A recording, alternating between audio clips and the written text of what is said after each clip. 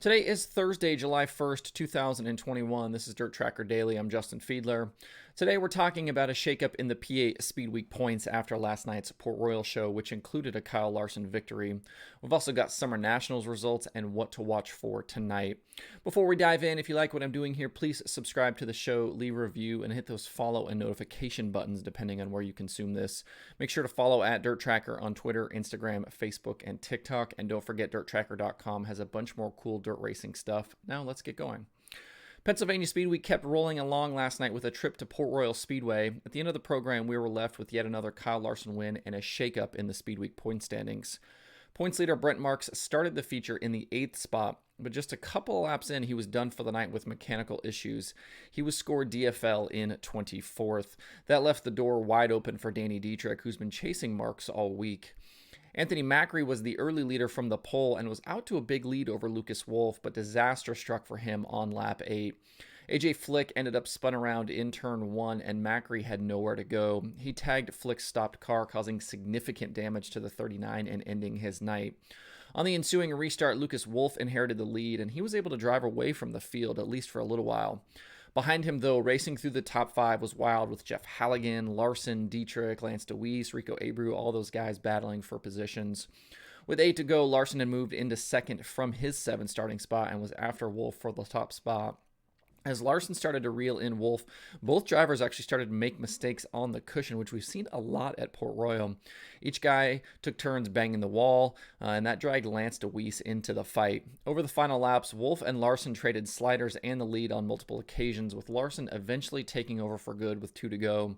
He drove away to the win, with DeWeese ending up 2nd, Danny Dietrich 3rd, Lucas Wolf fading to 4th, and Rico Abreu completed the top 5. It was a wild ending, and if you haven't watched it yet, I definitely recommend jumping over to Flow and checking it out. The 3rd for Dietrich and the trouble for Marks allowed Dietrich to take over the Speedweek point standings now by 10 with 4 nights remaining. PA Speedweek heads to Hagerstown Speedway tonight, and this will be Larson's final race of the week before he travels to Wisconsin for this weekend's NASCAR action.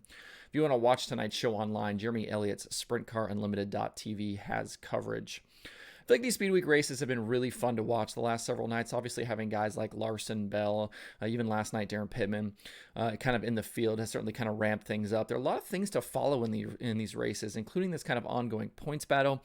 You're kind of watching where Dietrich and Marks are.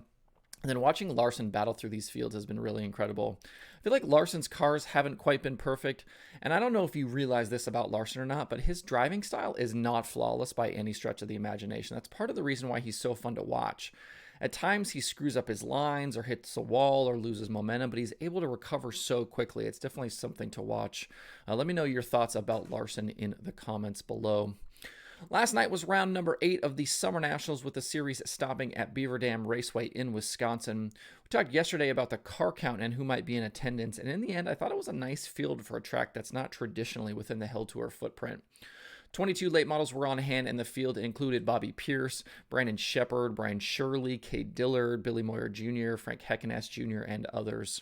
In the night's 40-lap, 5,000-win feature, it was second starting Bobby Pierce who held the big check at the end. It was his 3rd win of the season and 30th career Summer Nationals win. Brandon Shepard, Ashton Winger, Brian Shirley, and Tanner English completed the top 5.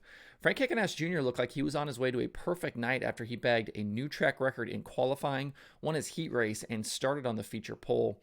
He led the first 23 laps, but an electrical issue caused his 99 Junior to slow, crossing the line with 16 laps to go. That ended his night and handed the lead to Pierce, who held off Bishop in the closing laps for the win. Word of Outlaws regular Cade Dillard had a good run going late as well, but he tangled with the lap car of Thomas Hunziker inside 5 to go while running 3rd. The contact sent Hunziker onto his lid on the front stretch, and both drivers were done for the night.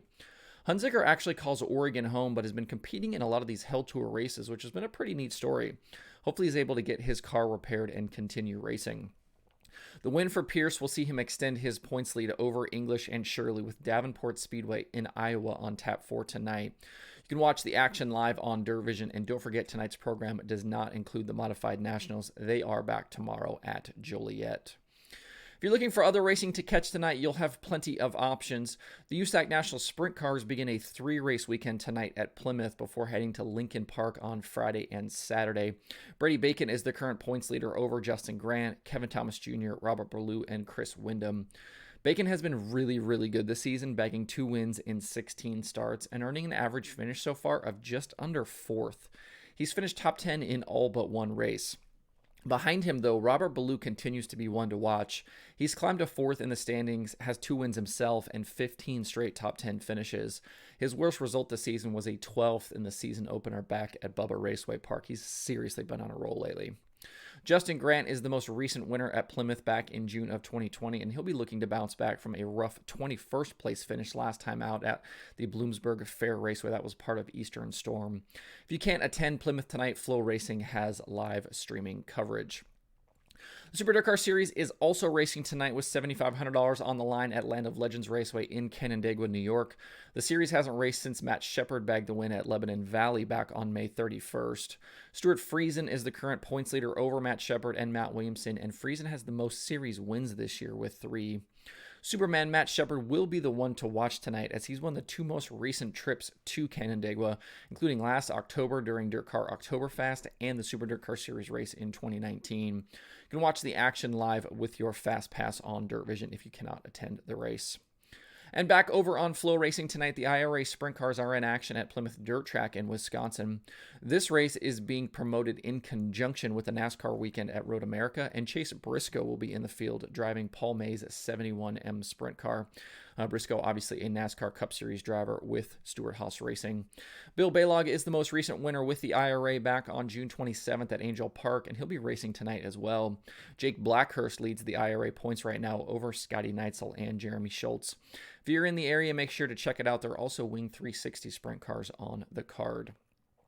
It's a busy Thursday schedule on the streaming schedule with 11 shows across the different platforms. That includes the Summer Nationals and Super DIRTCAR Series on Dirt Vision, USAC Sprint Cars, IRA, and more over on Flow Racing. And there's shows on Speed Sport, Race and Dirt, The Cushion, and SprintCarUnlimited.tv. To see the full daily streaming schedule with links to watch, visit DIRTRACKR.com/watch tonight. And if you haven't checked it out yet, my Conversations episode with Toby Balboan is out right now. We talk sprint car racing in Australia, his driving career, his growing YouTube channel, and a bunch more. That episode is in the podcast feed and on the DIRTRACKR YouTube channel. That's it for the show today. Hope everybody has a good Thursday. If you have thoughts about the topics on today's show, please leave them in the comments below or tweet at me. Thanks everybody for tuning in. I'll see you tomorrow for more DIRTRACKR Daily.